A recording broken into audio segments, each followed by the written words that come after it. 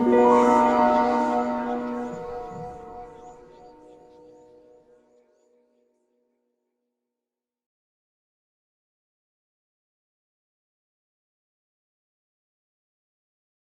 everybody. We have the pleasure to start online version of our integrable systems trimester. And today, first speaker will be Catherine Wolfram from MIT. She will talk about the dimer model in 3D. Please, Catherine. All right, yeah, so thanks for inviting me. Happy to give this talk today. So everything I'm going to talk about is joint work with Nishant Chandgotia, who's at TIFR in Bangalore, and Scott Sheffield, who's also at MIT. Sorry, there we go. Okay, so first, let me just say what the dimer model is. So dimers in 2D are dominoes, so that's 2x1 or 1x2 blocks.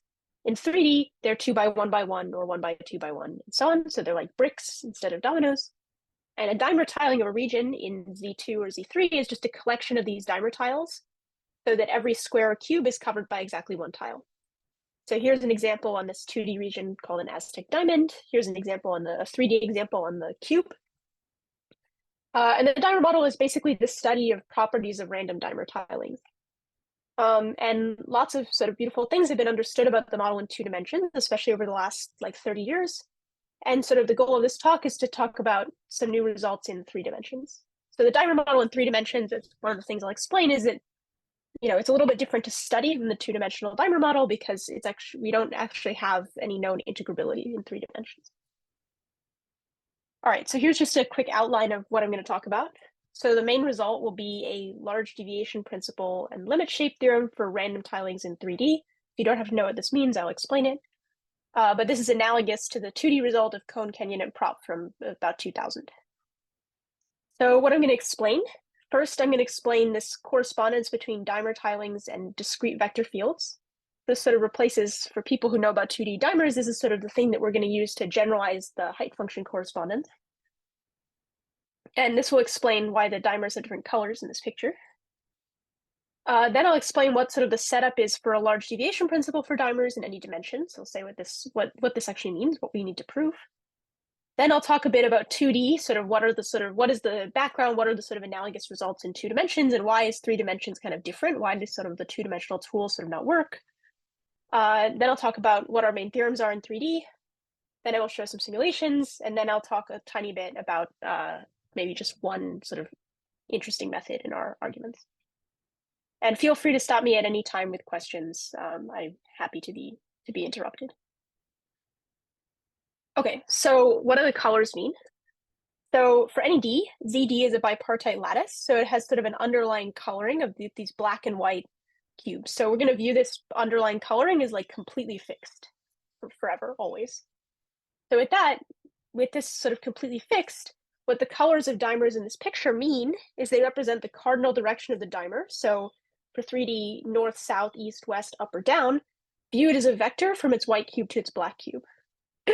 So there are going to be 6 colors in this picture. In a 2-dimensional picture, there would be 4 colors. And so what I mean by discrete vector field is just a function on oriented edges of the graph, where by edge, I mean pair of cubes. So, and so there's a correspondence between a dimer tiling of ZD and a discrete vector field, which just for each edge E of ZD oriented from white to black, you give it the value 1 if the edge is in the tiling, and 0 if the edge is not in the tiling. And if you orient it from black to white, you flip the sign. So the tiling definitely determines this vector field, and this vector field is basically just an indicator function of the tiling. So you can also go back the other way. Can I ask you a question? Yes. Just, that's a stupid question, but why do you call it a vector field? Because edges, okay, it's kind of like imagine you had a gradient of a function. That's a vector field. And the discrete version of like a gradient of a function is a gradient of a function on vertices would be a function on edges. So I call it a vector field because sort of like, if you thought about it, it's like scaling limit. Its scaling limit sort of should morally be a vector field. It's sort of like the edge, a value plus a direction. That's the idea.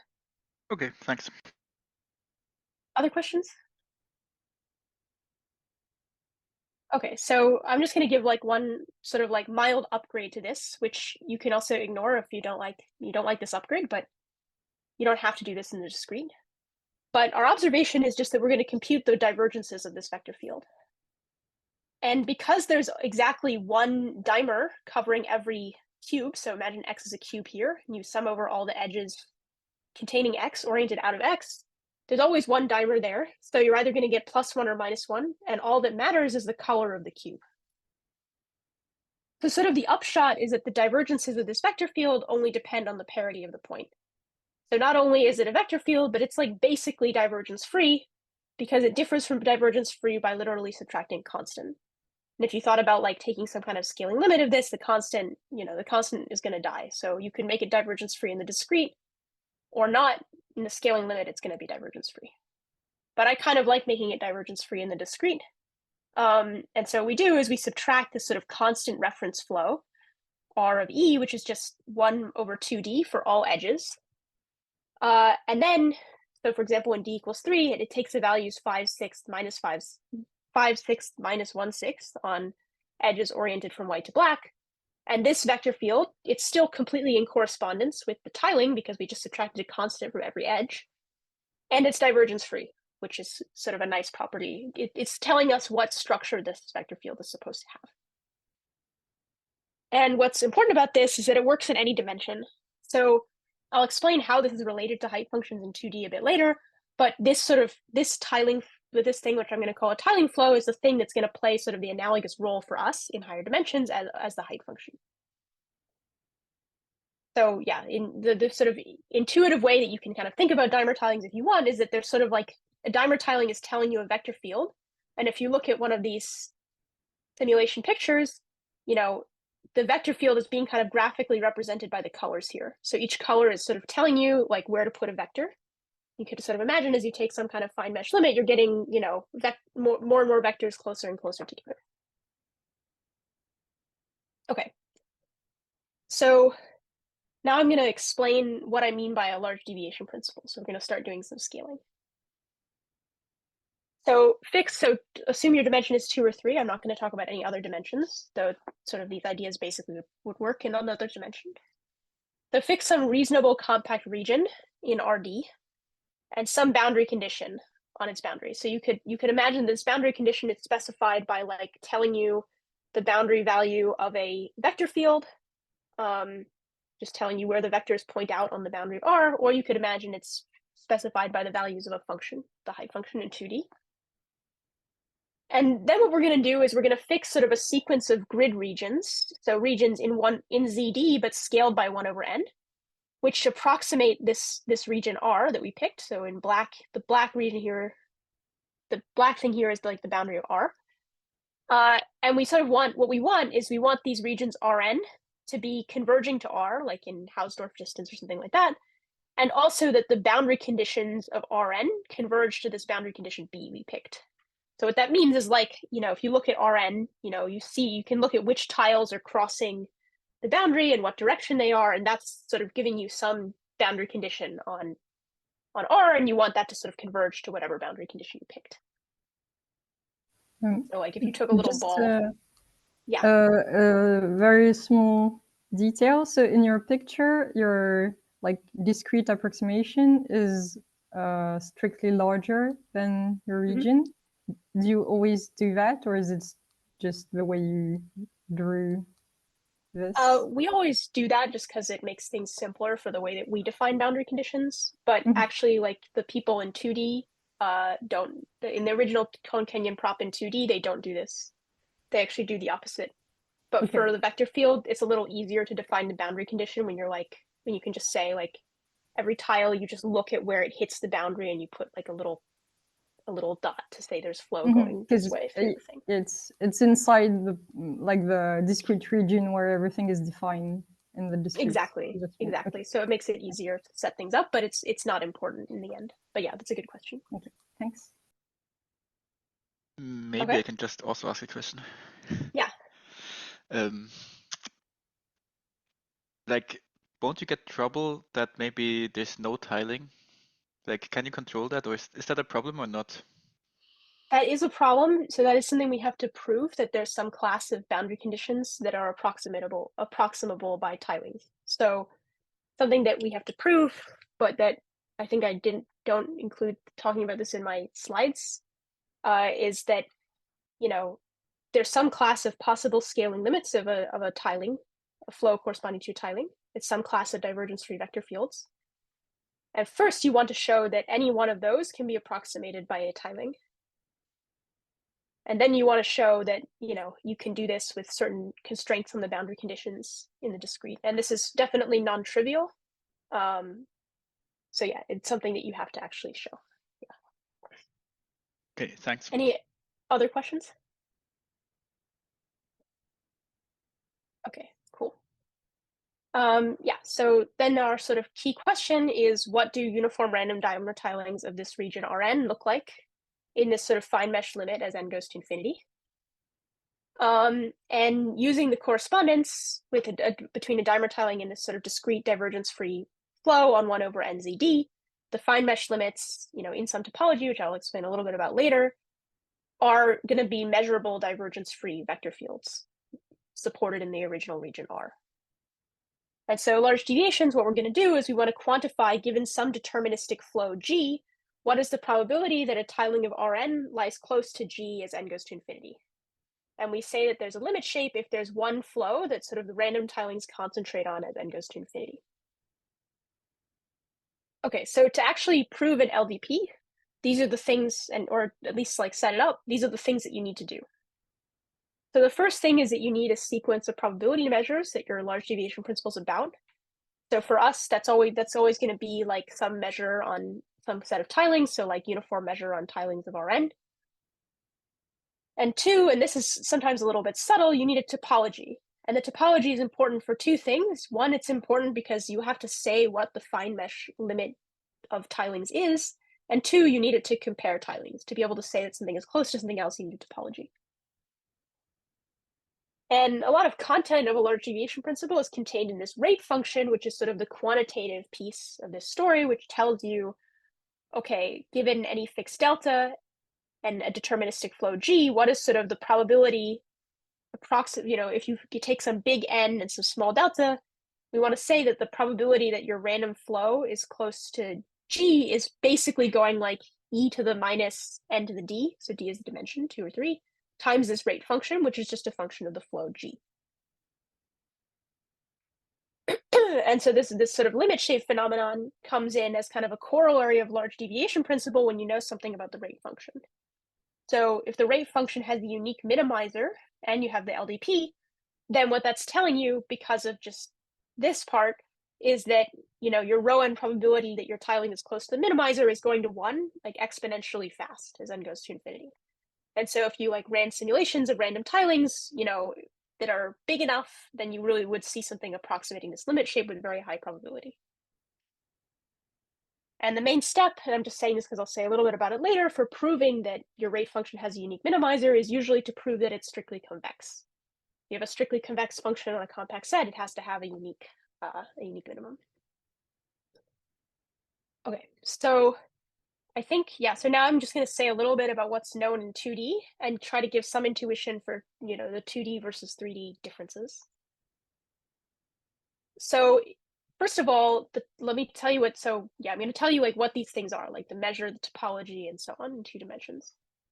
So first, I mentioned earlier, there's this sort of better upgraded correspondence in 2D. So instead of tilings and discrete vector fields, we actually get a correspondence between tilings and these Lipschitz functions called height functions up to like an additive constant. And these are what people actually use to compare tilings in 2 dimensions. So first, here's just an example. This figure is from Thurston's original paper. So what is this? These 2 pictures are related. So this is sort of like, imagine you had a tiling and you sort of graphed the function over the tiling. So the function is valued on sort of these, there's dimers correspond to sort of pairs of squares, and the height function is valued on like the corners of those squares. So the dual copy of Z2. And this is sort of a graph of the height function over the tiling. And here it's a little bit hard to see, but like the black lines are telling you the boundary of a tile. And I just wrote like what is the value of the height function at each point. So here it's 0, here it's 1, etc. And you can read this off by looking at the tiling. So you can just read this off by looking at the tiling, but maybe the interesting thing is why is this related to our divergence free flow? So in 2D, this is just a special 2D thing, because in 2 dimensions, if you have a divergence free flow, then just by rotating it by 90 degrees, so taking like s comma t to minus t comma s or something like that, you get a curl free flow, which is the gradient of a function. So I think the fancier term for this is that these are like Hodge duals of each other. And what's magical is that the Hodge dual of a vector field is also sort of like a one form is still a one form in 2 dimensions. The two numbers have to sum to the dimension. And if you've got a curl free guy in 2 dimensions, yeah, it's the gradient of a function, and that's this height function. So there's no sort of analog, there's no function that you get if you play this game in 3 dimensions. What happens is that you get another vector field instead of a function. So what you get is that the curl, this sort of dual of your original divergence free flow. Well, your divergence free flow is like the curl of some other vector field is what happens. And the curl of some other vector field, that does give you could take your correspondence and, say I want to look at this other vector field, this sort of vector potential of the divergence free flow. But first of all, it's still a vector field, so it doesn't give you like access to these better topologies on comparing functions, things like that. And second of all, it has much more complicated gauge symmetry. So in some sense, the gauge symmetry of the height function is just adding a constant. But the gauge symmetry of a vector potential is adding the gradient of any function. So it's not very obvious how you would work with this sort of 3D analog of this sort of 3D potential analog. So instead, we just work with the original divergence free flow, which is simple and we can understand. Can I ask another question? Yes, absolutely. So I sort of get this, but when you say the gauge freedom, right? Do you see this like in the discrete setup? Yeah, I think you can still define sort of like a discretization of all these things. So you can define like a discretization of curl, and then you can add any vector field that is like a discretization of a gradient. So do you work with this or not? No, I mean, so we don't use the vector potential at all. We only use this guy, but I just think it's like interesting to note that there is sort of an analog. It's just we don't really know how to work with it. Yeah, I think there's maybe even more than one analog. That's part of the problem, but yeah, exactly. You have to choose one. Yeah. Other questions? Okay, so then continuing. So here's the 2D version of the LDP. So fix your nice compact simply connected region. On the boundary of this region, put a boundary height function. So some boundary value that you could get from a height function, and choose your sort of discrete regions approximating R so that their boundary height functions converge to this one you picked. So this thing is supposed to be like the boundary value of a 2 Lipschitz function. Here's an example, the Aztec diamond. So these are just simulations of random tilings of the Aztec diamond. You can really see some structure emerging in terms of what the color densities are. And the color is kind of telling you, well, it's telling you what the flow vector field looks like. So it's telling you what the gradient of the height function looks like. And so here's sort of the ingredients. So the measures for the LDP are just uniform measure on tilings of Rn. And the topology is the sup norm on the corresponding height functions. You just compare the values. And the fine mesh limits of height functions in this topology, they are called like asymptotic height functions, and they're just 2 Lipschitz functions that have the right boundary condition. So the boundary conditions you're allowed to take are, of course, restricted to boundary conditions of 2 Lipschitz functions. And the rate function, and this is key and very cool, is something that you can actually compute explicitly. So it has this form that it is some constant, which just depends on the boundary conditions, minus an entropy functional of the gradient of H. So it notably only depends on the gradient of H. It doesn't depend on H. And this functional is just an average of some local entropy function, which is a function of just a vector. So the gradient of H, if you have a 2 Lipschitz function, can lie in like the diamond, like the L1 unit ball in the plane. So this is just a function from, diamond to the real numbers. And yeah, so understanding this rate function, like the way that you can understand this rate function is that you can actually truly compute it, which is kind of a miracle. But it's a miracle and it works and it's very useful. So once you can compute something, you can show things like strict convexity. So it's not going to be important for any other part of my talk, but just, for the sake of completeness, here's the formula. If you have a vector S1, S2, then what you do is you add up this thing called this Lobachevsky function, which is given down here, evaluated at 4 points that are determined by S1, S2. It's just basically these P's are kind of like the probability of a tile in each direction, but modulo an additional constraint. Okay, so this is what I wanted to say about 2D. Now I want to talk about why some of these two-dimensional things don't really work in 3 dimensions. I can't prove anything, I'm just trying to give some intuition in this part of the talk. So yeah, so this sort of exact solvability, the fact that you can kind of compute these important statistical quantities, is very central in studying the 2D dimer model. And it's also one of the things in some ways that makes it interesting. But the methods for deriving these formulas seem like are just very broken if you try to use them in 3 dimensions. So maybe we expect that the 3D model is not solvable, but this isn't something that we can prove. But we're not using solvability techniques in our work. Can I ask something more? Absolutely. I mean, I understand what you're saying, but what do you mean by not solvable? I'm being very vague. I mean that we don't have any explicit formulas for the partition function, entropy, and so on. And do you expect that no one can ever find them, or what do you mean? I kind of expect that they might not be nice analytic functions that you can compute in a clean way. But I don't know. Yeah. Okay, but you could also think about the discrete setup, right? Then it's also unclear, right? Well, yeah, I mean, the partition functions are a challenge already. So if you just take a finite region, you want to know how many dimer tilings are there of this region. We cannot compute that. Do you know how fast it grows? No. I mean exponential, but beyond that, okay.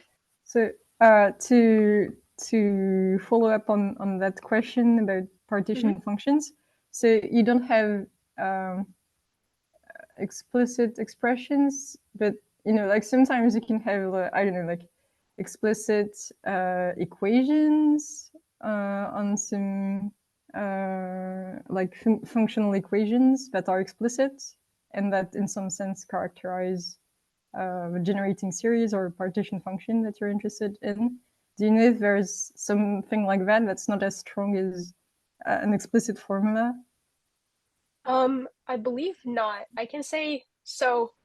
I can show you something. Yeah, I don't think that there's nothing like that. There is sort of a funny thing where, well, yeah, okay, let me go to this slide and I'll try to explain. So one way you can compute the partition function for 2D dimers is by basically you take a weighted version of the adjacency matrix. So you put -1 on one edge direction as a weight, and then you compute the determinant of the adjacency matrix. And that gives you the partition function in 2D. This truly, this works for any planar graph. It doesn't work for non-planar graphs. And the reason, I guess, is that it doesn't work if your graph contains K33 as a minor. And so you can kind of embed K33 as a minor in Z3 with not very many cubes. So here in this picture, each orange edge has length 1 in the lattice and the K33, and each red edge is a concatenation of lattice edges that I'm viewing as one edge in the K33. But I guess So if you just played this game and said, okay, I just want to compute a determinant, I'm going to put weights in my adjacency matrix and compute a determinant.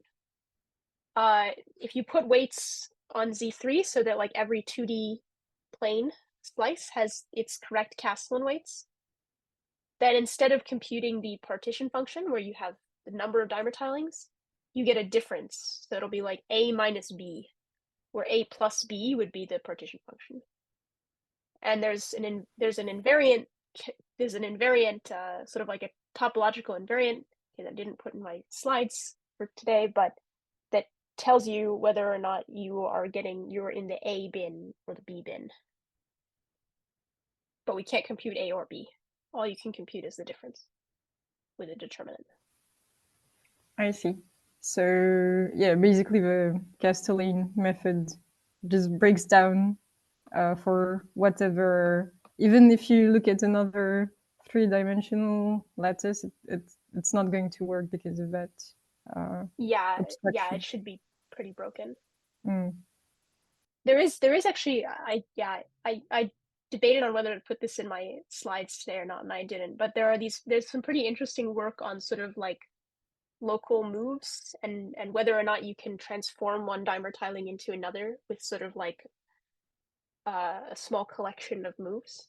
So in 2D, you can always, if it's simply connected, you can always do this by just taking a parallel pair of dimers and like rotating them.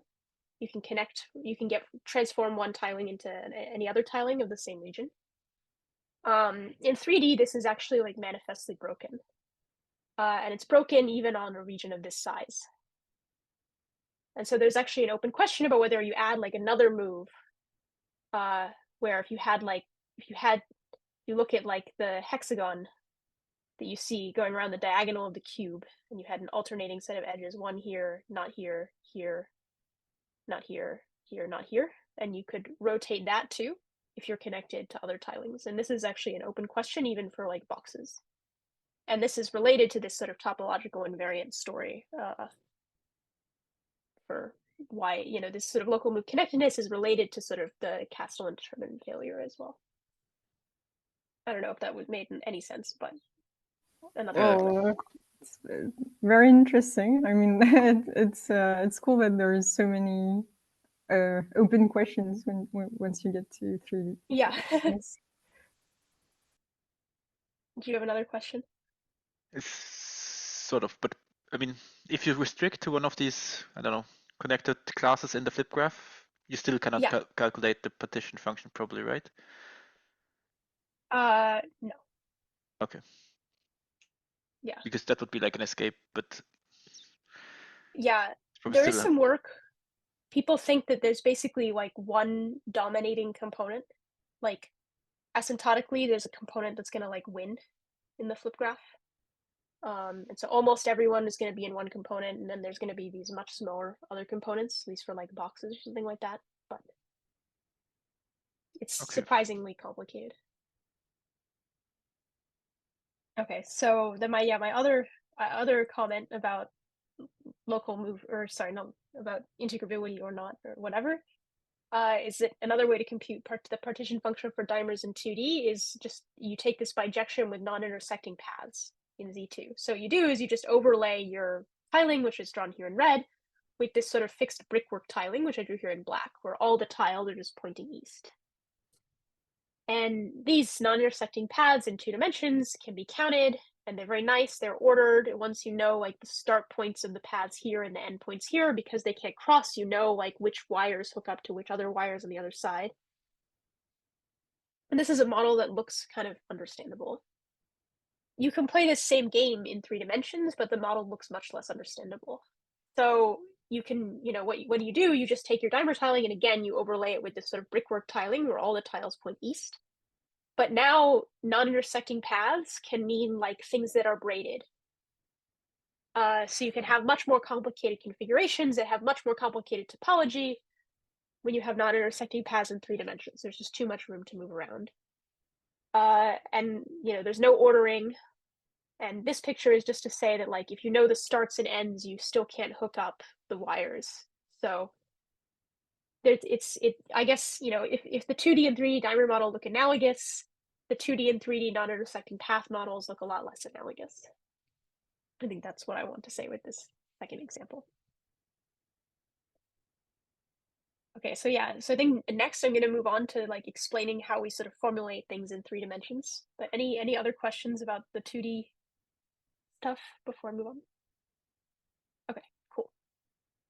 All right, so here's a teaser simulation, but I will show this more later, so you don't have to look at it too much now. So what do I need to explain? I need to tell you what the measures are. I need to tell you what the topology is so that we can actually compare things and, you know, actually compute fine mesh limits. And this is going to be different because we're not using the height function. And then I have to tell you like how we vaguely understand the rate function because we're not going to compute it. So I'll explain the first two. I think I'll do the topology first, and then I'll, you know, state the theorem and show some simulations. Okay, so the topology, we're going to use the tiling flows from the beginning of the talk. So we have this divergence-free flow corresponding to our tiling.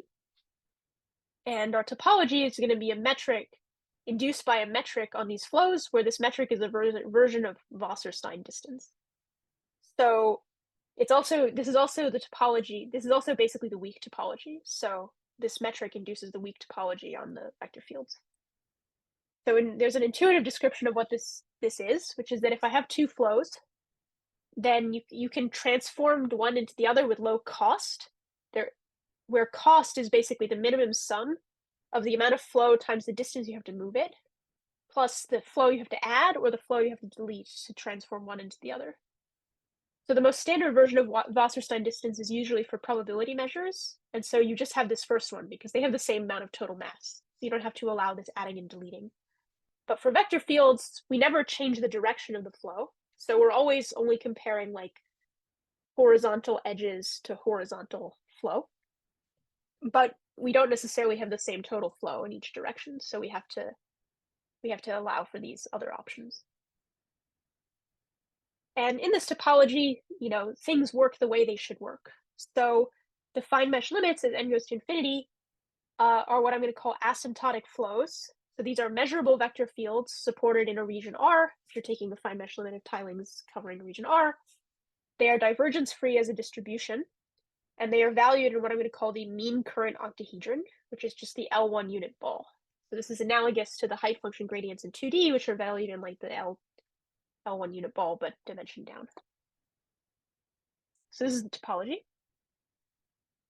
And then for the measures, okay, I always debate about whether or not to put this in a talk because it's a little bit maybe overly technical.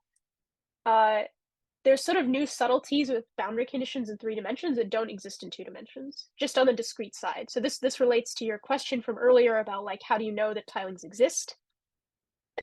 In 3 dimensions, there is sort of like a set of continuum boundary conditions that you could take, where there are these like really messed up discrete boundary conditions you could use where the LDP wouldn't work. This is a major edge case.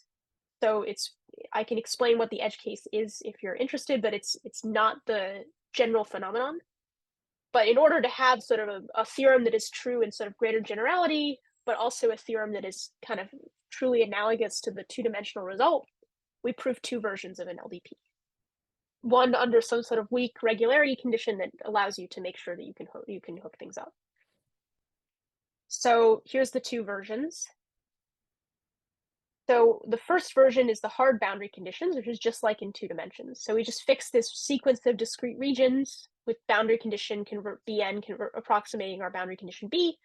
And I'm going to define this measure rho n bar to just be uniform measure on tilings of Rn. So this is totally analogous to 2D, but you need a very mild regularity condition on your boundary condition B up here that I cannot explicitly describe, or I can explicitly describe, but it's a little bit weird. Anyway, and then the soft boundary condition version is true in greater generality. So the soft boundary condition version is, instead of fixing a region Rn, just fix sort of like a threshold around the boundary. So, you know, instead of choosing a sequence converging to a particular thing, just choose a window and say you got to be in the window and have the window shrink. So this means that you're allowed to have like extra little tiles sticking out as long as the number of tiles sticking out is going to 0. And so then what we do is we define rho n to be uniform measure on basically these free boundary tilings of your region. So every point in the region is covered by a tile that have boundary values within this sort of threshold at level n of the boundary value we want. So this kind of gives us this tiny additional flexibility to deal with some pathological stuff that could happen in 3 dimensions, but not 2. I'm just a tiny bit confused about what you said about the number of tiles that can stick out of your domain. So I guess it's this number divided by n that should go to 0? Or yes. Yeah, okay. Yeah. Thanks. Yeah. For sure. Other questions? Okay, so yeah, so with this I can summarize sort of like what our theorems are as a function of these mild but existent regularity conditions. So you fix your region and boundary value pair. These are sort of what's true and what's not true. So the soft boundary measures, the rho n with the sort of threshold, you have a large deviation principle for any RB where R is some closure of a connected open set and its boundary is piecewise smooth. We have sort of a unique rate function maximizer, and I'll tell you what the rate function is in a minute, as long as you satisfy this semi-flexible condition. I don't know whether you would have a unique minimizer if you're rigid, but I also don't know that there exist rigid regions that you can embed in R3 as some nice set. So this rigid line might just not actually exist for subsets of R3. And finally, if you want the hard boundary large deviation principle, just like in 2 dimensions, you really need an extra condition. It's not true, it's provably not true for some of these other regularity cases. So just to briefly say what these regularity conditions are, they basically just mean that your boundary condition has some extension that isn't too messed up. It's not about an extension with high probability, it's just the existence of some extension. So you have a boundary value here, B on R, and you just want to know that for any point, there exists like some extension of the boundary conditions so that your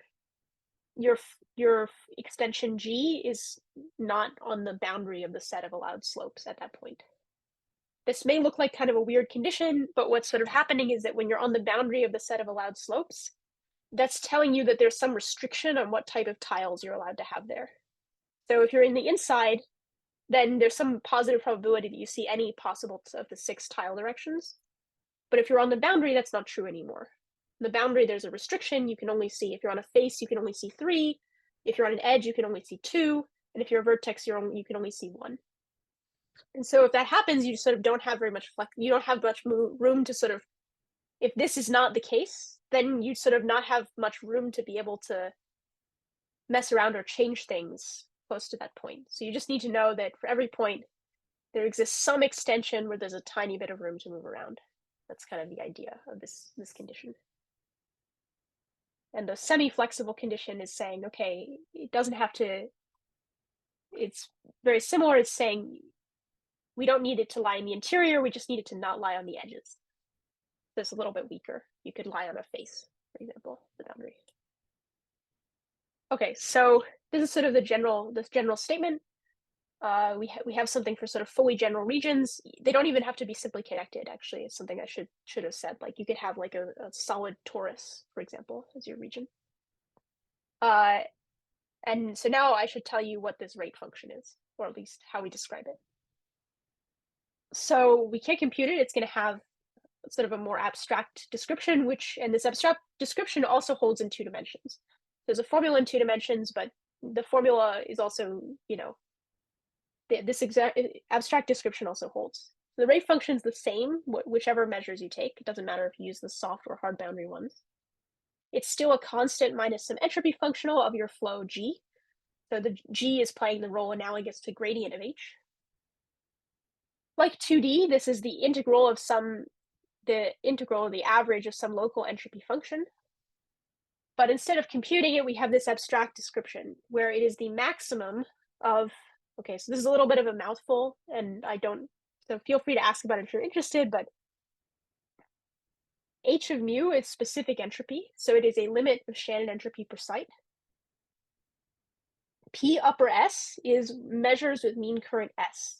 So these are going to be measures that are invariant under translations, but only even translations, because we wanted this bipartite structure of our lattice to be preserved forever, because otherwise the vector fields get messed up. You'd flip their direction. And what the upper S means is that the expected flow through the origin is S. So like the probability, if you looked at the expected value of the direction of the tile at the origin, you would get S.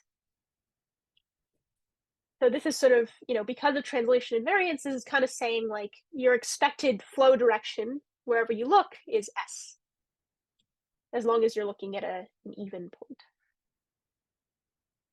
And then you want to take the maximum possible entropy that you could get from a measure that has that sort of local description. So this is abstractly what the rate function is. I'll talk a little bit later about how we understand it. But yeah, at this point, I will show some simulations, which is going to be the fun part of this talk. So this is the guy I showed you earlier. So this is, we call it the Aztecahedron because it is an octahedron built out of Aztec diamonds. So the middle here, you have two size 200 Aztec diamonds. And then above that, it's 198, 196, and so on. And this is some simulation of some Markov chain that we know is mixing to the uniform distribution, but we don't know how long it takes. So we're just guessing that it looks mixed at this point. But what you see is sort of, you see basically a frozen region for every edge. And you see some interface between these sort of edge frozen regions. We don't know, so there are a couple things. One, we can't prove that there's actually a frozen region in the limit shape. That would be an interesting thing to actually be able to prove. Maybe it's doable, I don't know. The other thing is we don't know, for example, on this face, just by sort of symmetry, we know if there's if there were a frozen region, then by symmetry, it has to, the limit shape has to be symmetric over the sort of rigid symmetries of the octahedron. So there'd have to be an interface here, there'd have to be an interface here, there'd have to be an interface here. But we, all bets are off on what happens in the middle here. Like you could see all three colors in the middle here, or it's possible you could just see three interfaces hitting at a point. I should also say that the reason that you only see three colors on each face is because of the boundary conditions. So this all, if you looked at sort of the bipartite coloring underneath this, every cube you see on this face is white. Every cube you see on this face is black, and so on. And so because this is a hard boundary condition simulation, the tiles that you can see here have to be sort of a white cube pointing up at the black cube on the edge. So that means there are only 3 options instead of 6. So each face gets 3 options. Okay, so now I'm going to try and we'll see if I'm showing my screen correctly to show you what the slices, a video of like the slices going through here. So it'll go sort of up and down laterally. Let's see if, did I do this right? So can you not see my screen? Okay, let me. No. We're still seeing your slides. Let me change the way I'm sharing my screen so that you can see both. Mm-hmm.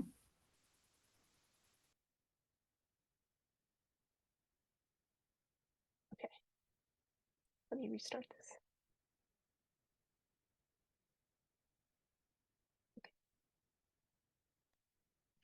Okay, so now it's going down from the top. You do kind of see it looks approximately like a circle for a while. And eventually it kind of fuzzes out in the middle. You start to see the middle edges pinching in. Yeah, then it starts to look like a circle again. So we really we don't know how to prove anything about exactly what these limit shapes look like. But, it really does look like they have the structure, some kind of structure like you see in 2 dimensions. There's a weird step in the middle, right? Where Yes. It looks for a short period of time like there's, I don't know, a convex, I don't know how to say like this. It's pinching in? Yeah, exactly. Yeah. So I think something happens around here. And then when you're in the middle area, you're actually seeing like the edges pinching in. Yeah, okay, that makes sense, yeah. So did you try to do the tomography of the dodecahedron in other directions? I think it will be the same in all of, or it'll, at least if you do like this direction versus this direction versus this direction, it will be the same. But I didn't try like a different, like I didn't try going like down at an edge, for example, but that would be cool actually. Okay, so I have one more simulation, which is very similar. It's still built out of Aztec diamonds, but it's like half of the previous picture. So instead of building an entire octahedron, we just build a pyramid. So again, you see these sort of interfaces, which look like they have some kind of interesting fluctuation, about which we have no idea how to say anything. Conjecturally, like these interfaces should just be a straight line if there is really a frozen region for every edge. And the most interesting thing about this, which I'll show, so this picture here is the bottom of the pyramid. The interesting thing is to see that as you go down the pyramid, it looks very circular, and then suddenly when you hit the bottom, it looks less circular. Let me play that. So we're going up. So you do see a lot of these blue and yellow tiles, which are the ones that are pointing vertical, so perpendicular to this. And it really does look very approximately circular for a long time. But yeah, when you hit the very bottom, it actually pinches in. And we don't know if this is like a meaningful phenomenon or just an artifact of simulation or what.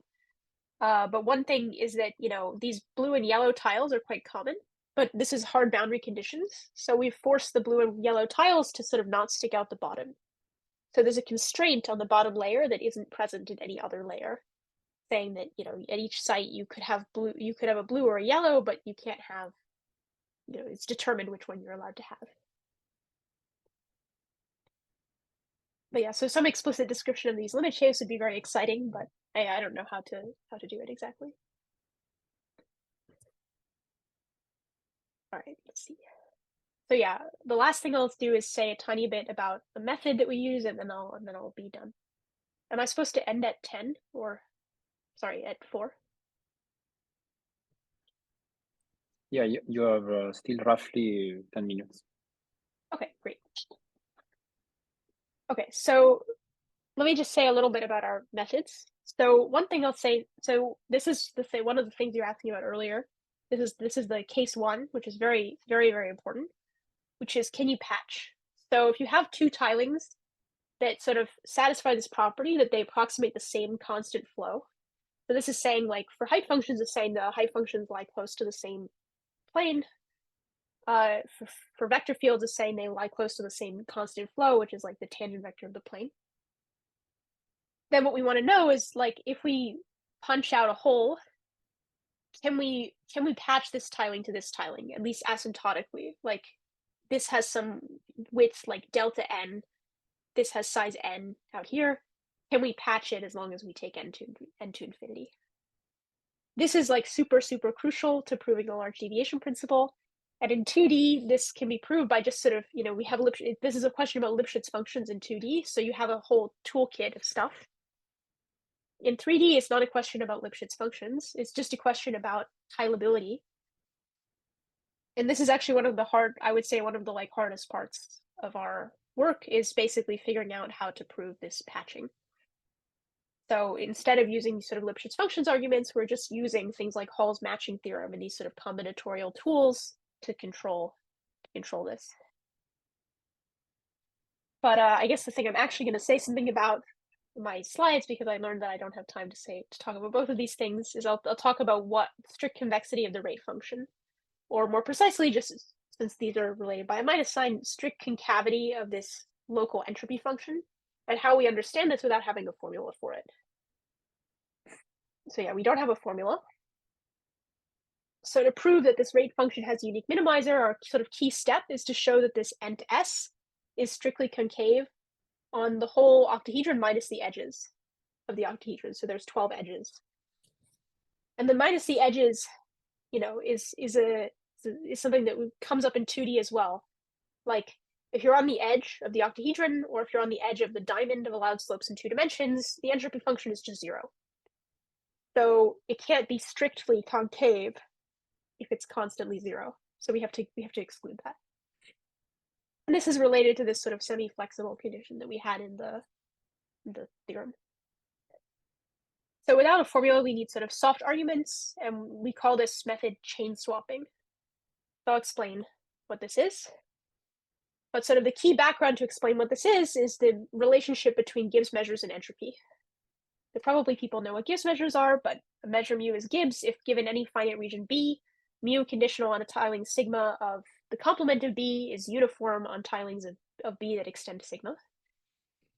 And Gibbs measures have a very special relationship with entropy or specific entropy. So by sort of just a classical result of Lanford rule, specific entropy is always maximized by a Gibbs measure.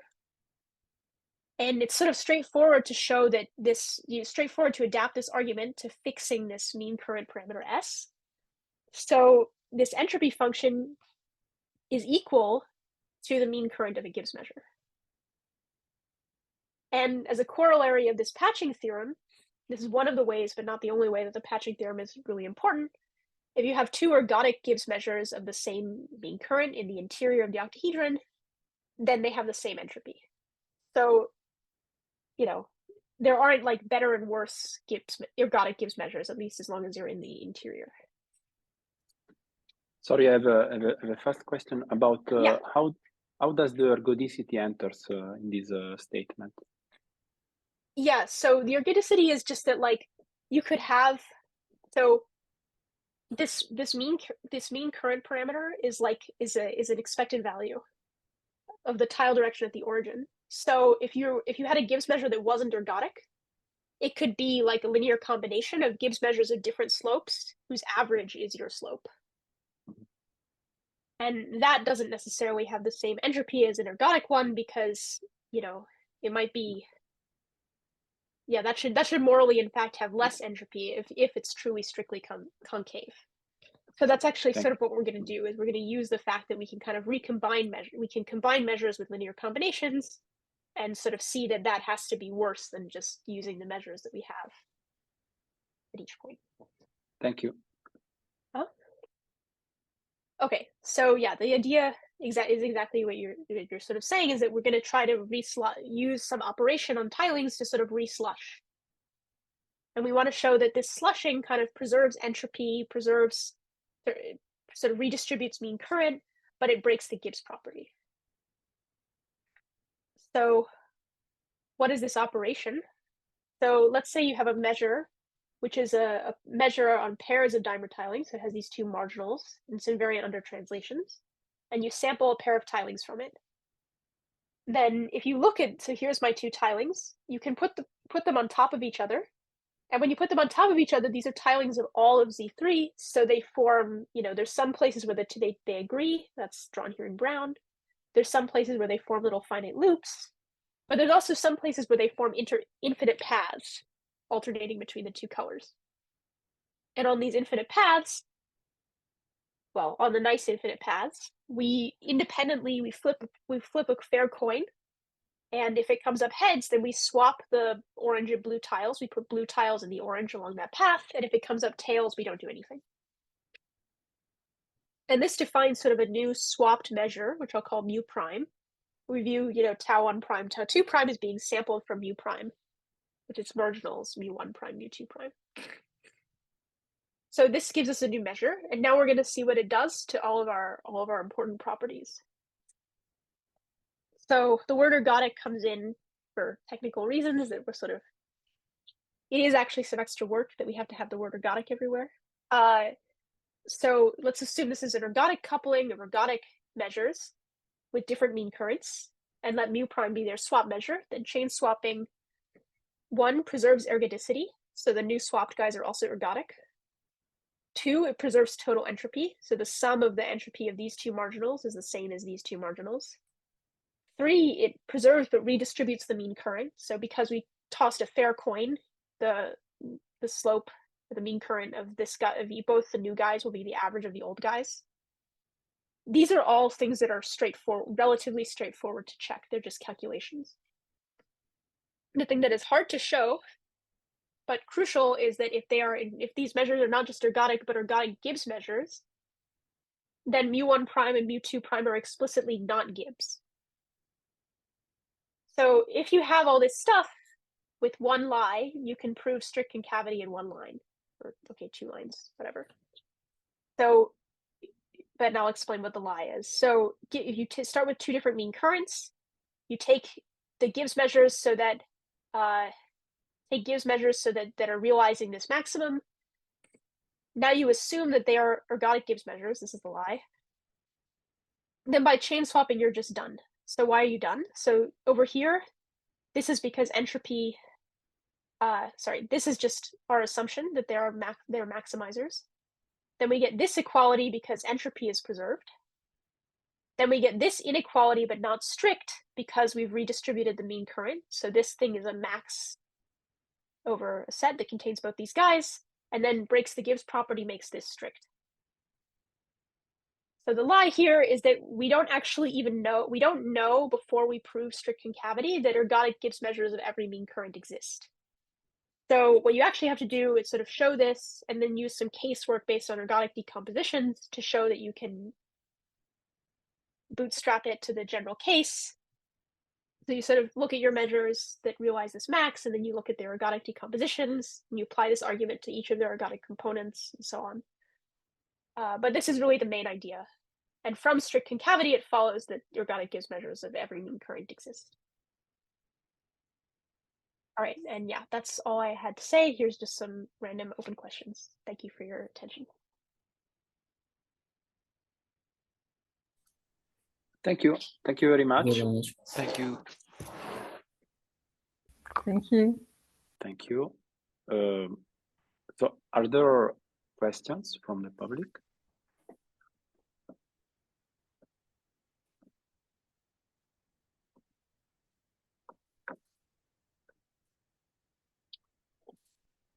Okay, so maybe I have one further, let's say, it's not even a question, just can you develop a little bit the previous slide?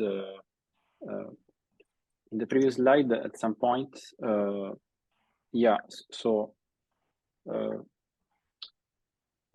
can you say something about the existence of ergodic Gibbs measures of every mean current? I mean, are there some cases in which you can show it, or? Oh yeah, so we do know, yeah, from strict, once you prove strict concavity, it follows that there exist ergodic measures of every mean current. Mm-hmm. Because and that they have to be the maximum entropy option. Mm-hmm. Yeah. So otherwise it would be some linear combination, but then you could split the linear you could take the entropy outside, right? And then you would get that it has to be smaller than if it was just ergodic. Mm-hmm. So we know that they exist for all mean currents. We do not know that they are unique. I see. So there might exist solutions which do not satisfy the rational principle, for example. Sorry, what do you mean? Okay, so what I'm calling a rational principle is just the maximizer of your function there. So, so do you expect solutions that are not maximizers of that? So solutions to like you write an Euler-Lagrange equation or something like that? Yeah, something of this form, but with bizarre constraints or something like that. Yeah, I think not. Well, so the thing is that, like, by this sort of patching theorem, even if there were like 12 ergodic Gibbs measures of some interior slope, they'd all have to have the same entropy. Mm-hmm. So I think that there will not be weird multiple maximizers unless you have some funny stuff using the boundary of the allowed slopes. But yeah, I mean, the main problem is, you could write the Euler-Lagrange equations. They have a slightly different form because it's no longer a gradient maximization problem. But you can write them. But the issue is that we don't even know, we know this function ent is continuous, but we don't know like differentiability and things like that. Okay. But yeah, I don't think there should be multiple solutions unless you're in one of these cases where you don't satisfy like this sort of like this semi-flexible condition. Unless you're using stuff from the edges of the octahedron where everything is frozen. Mm-hmm. There should not be multiple solutions. Okay.